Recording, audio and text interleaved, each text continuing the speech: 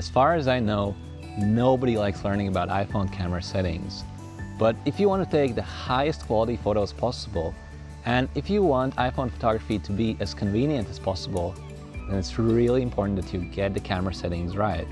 So in this video, I'll share with you the correct iPhone camera settings that you should be using throughout this course and throughout your iPhone photography career. Let's begin.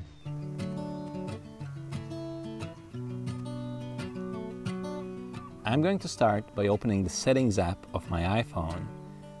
From here, I'll scroll down until I find Camera Settings.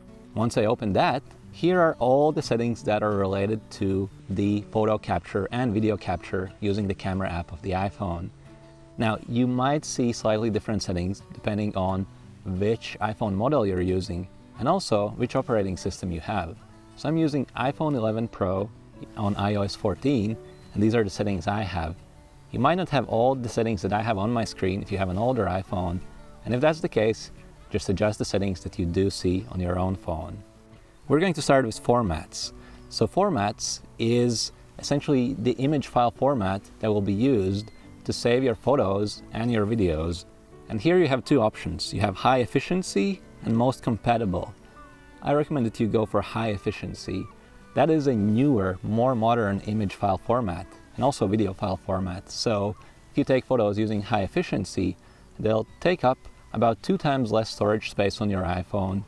They also show richer, more nuanced colors because this format can actually save more colors than the most compatible format. And as an additional benefit, if you take live photos, the video file that comes with the live photo will actually be saved in the same image file. So all in all, it's just a more modern, more efficient image file format. Now, when the high efficiency format first came to the iPhone, there were some quality issues that I noticed when I was using this option, but I'm happy to report that Apple has resolved this problem, and now you'll be getting the best image quality if you select the high efficiency option. The only reason you might consider most compatible is if you run into some compatibility issues when you're sharing your files with non-Apple devices. So if you're a Windows user and if you're struggling with those high efficiency files, then most compatible might be a better option for you. But if you don't have any problems with this, I strongly recommend that you stick to high efficiency because that way you'll get the best image quality possible. But now I'll tap the camera button at top left hand corner, which will take me back to camera settings. We won't be talking about video much in this course, but in case you're interested which video settings I use, then here are the ones I recommend. After that, the next option that is of interest to us is called Preserve Settings. So let me open that. In Preserve Settings, essentially you can choose if you want to keep the settings you select in your camera for every time you use the camera app. So if you make an adjustment in the camera app, for example, if you switch from the photo mode to portrait mode to take portrait photos, by default, the next time you open the camera app, you'll be back to photo mode again. But if you want to choose to preserve the camera mode, you have that option at the top. The other sliders you have here work in the same way, so they allow you to preserve various camera settings.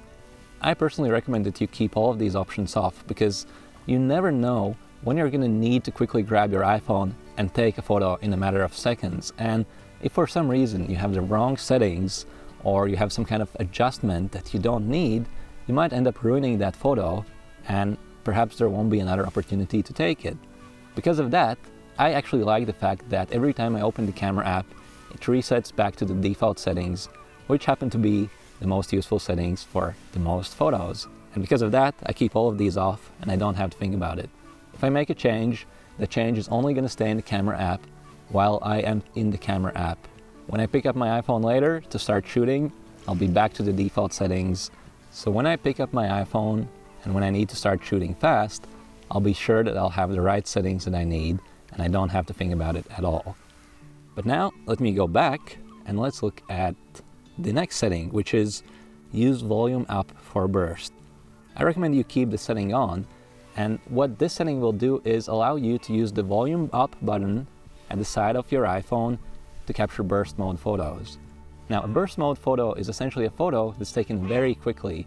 So the iPhone is capable of taking about 10 photos per second using the burst mode, and if this setting is enabled, you'll be able to activate that function using the volume up button. I'll show you everything about the burst mode in a separate video, but for now, just keep the setting on.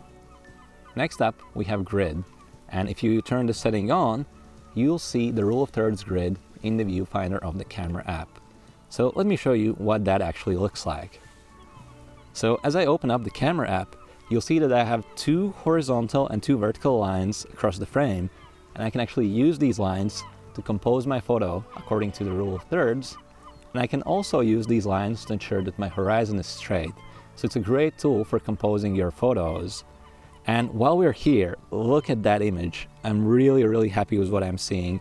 I love this beautiful boat, but even more than the boat, I'm really excited about those white puffy clouds at the top of the frame.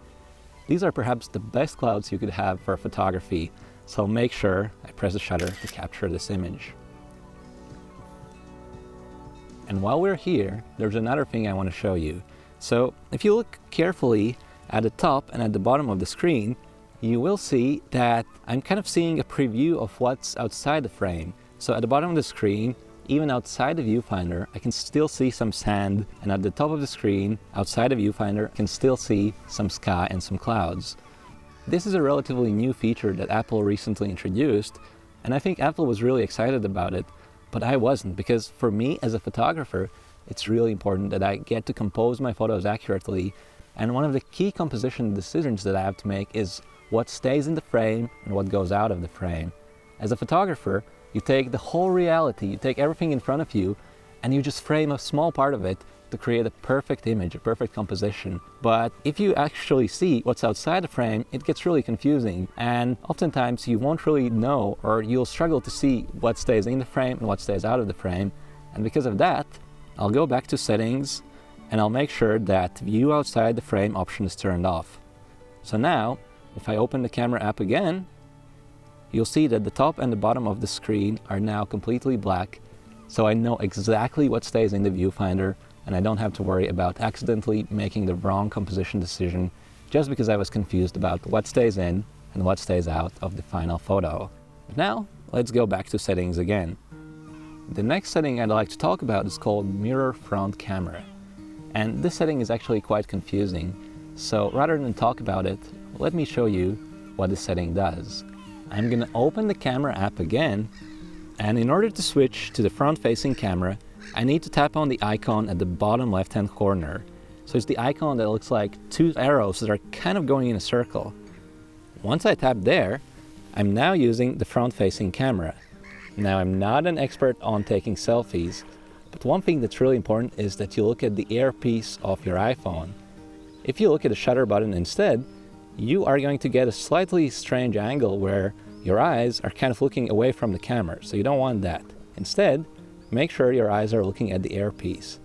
And what I also want you to notice is that I am on the left side of the frame, so you can clearly see that my face is on the left. So let's go ahead and let's take a photo.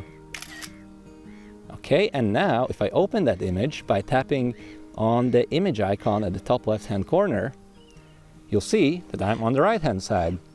So what's going on? I was supposed to be on the left, but now I'm on the right. It turns out that when you're using the front-facing camera of the iPhone, the viewfinder actually shows you the mirror image. So it's exactly the kind of thing you'd see if you were looking at yourself in the mirror.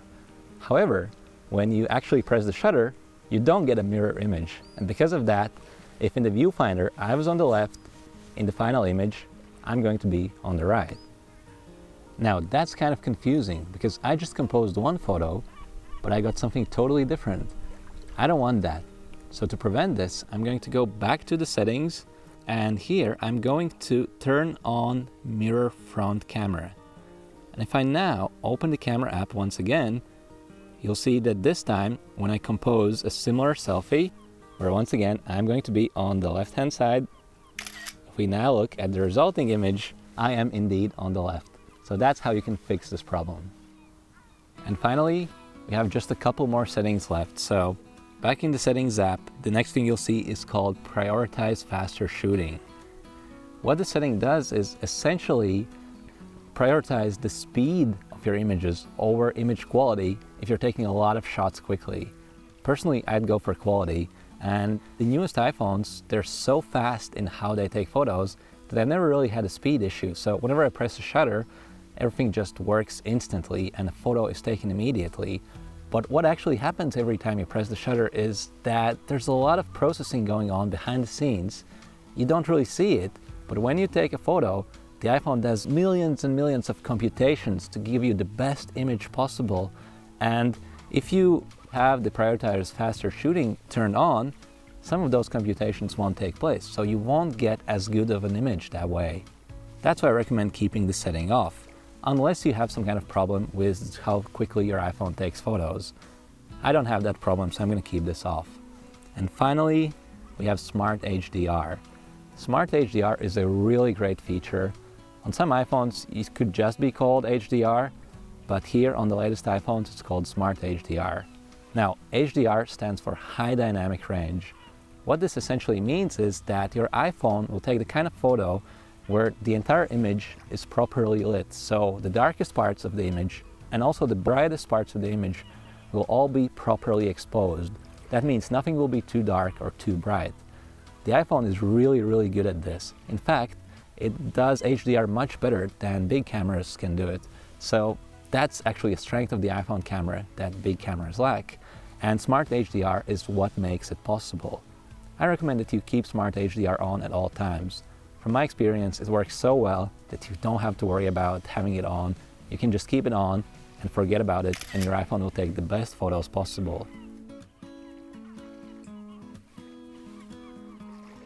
Now, on some older iPhone models, next to HDR, you might also see a setting that says Keep Normal Photo.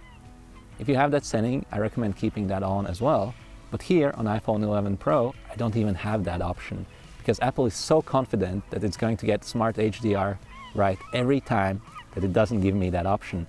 But if you enable Keep Normal Photo, then when you take an HDR photo, you're actually going to get two images, one with HDR and one without. And that way you can choose later which version of the image you like best. But again, for iPhone 11 Pro, I don't have that option because Apple is so confident that Smart HDR is going to work every time. And to be honest with you, Apple is right because it does work all the time. That's why I recommend keeping it on. So there you have it. These are the correct iPhone camera settings that I recommend you use throughout this course and throughout your iPhone photography career. Now, I know it's not that much fun to talk about settings, and I kind of wish we didn't have to make this video, but the thing is that with the correct camera settings, you're going to get so much better photos, and it's going to be so much easier to use your iPhone camera. That's why it's important that you take a moment now to set your iPhone camera to the correct settings, and then we can move on to even more exciting topics, knowing that the iPhone will be taking the best images possible.